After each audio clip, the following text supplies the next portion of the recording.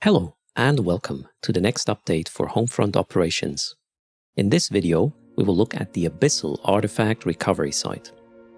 Unlike the other Homefront operation sites, this anomaly only exists in one version and requires you to mine out 12 rocks while surviving the onslaught of enemy waves. At warp in, you will find yourself in a sphere which prevents you from warping off, unless you leave said sphere. Here are some more details.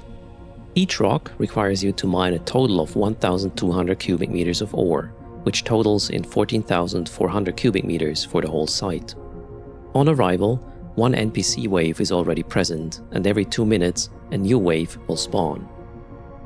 The enemies will do all kinds of damage. Special attention may be required towards the Triglavian ships, since they ramp up thermal and explosive over time. Also, expect the following EWAR: neuting, tracking and guidance disruption, webbing, target painting, and sensor dampening. Payouts are generated to each participating pilot every time an asteroid is depleted. Best payouts are achieved with a team of 5 participants. The amount is higher the longer you stayed at the site before the asteroid depletes.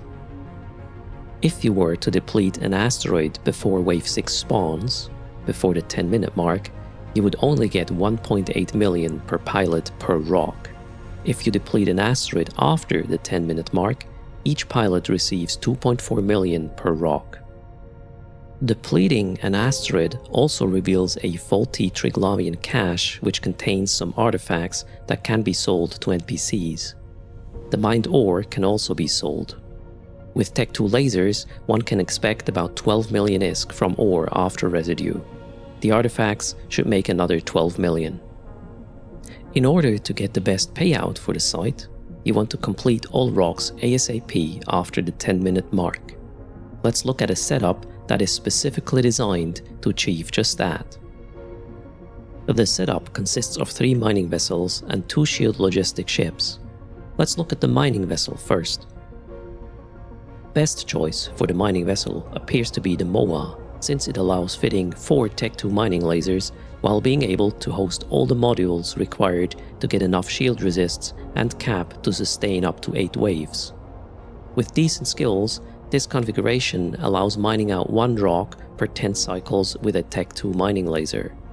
As usual, you could find the fit on screen linked in the video description below. For the logistic ships, the Osprey is up for the task.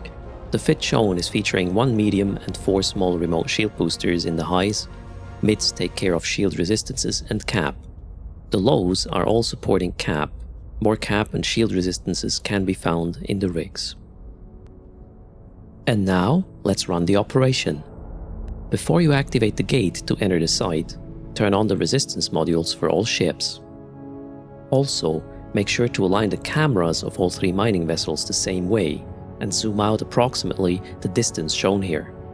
Then, activate the gate with the 3 mining vessels first, followed by the logistic ships.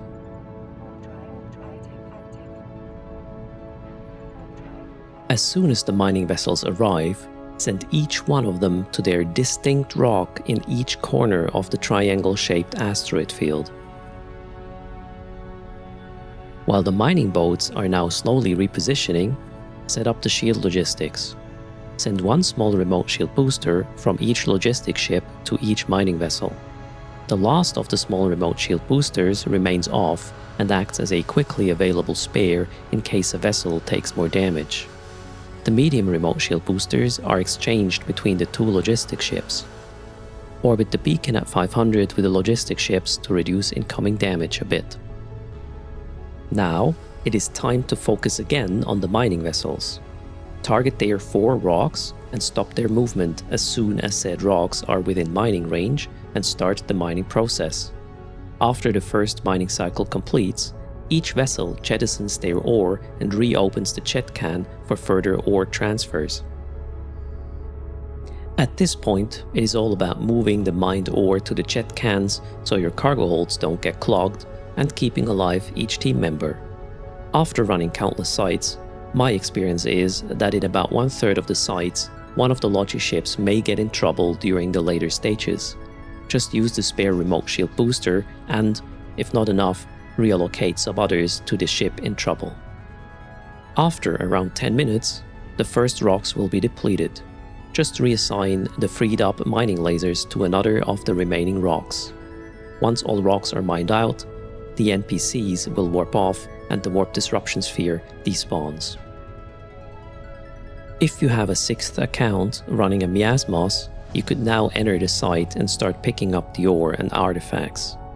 Keep in mind, as soon as the last of your vessels leave grid, the artifact caches will despawn immediately. Also, these caches cannot be tractored. Personally, I don't bother picking up any artifacts or ore. Yes, that's the sentence. With that approach, you should make around 550 million ISK per hour. And that's it. Thanks for watching.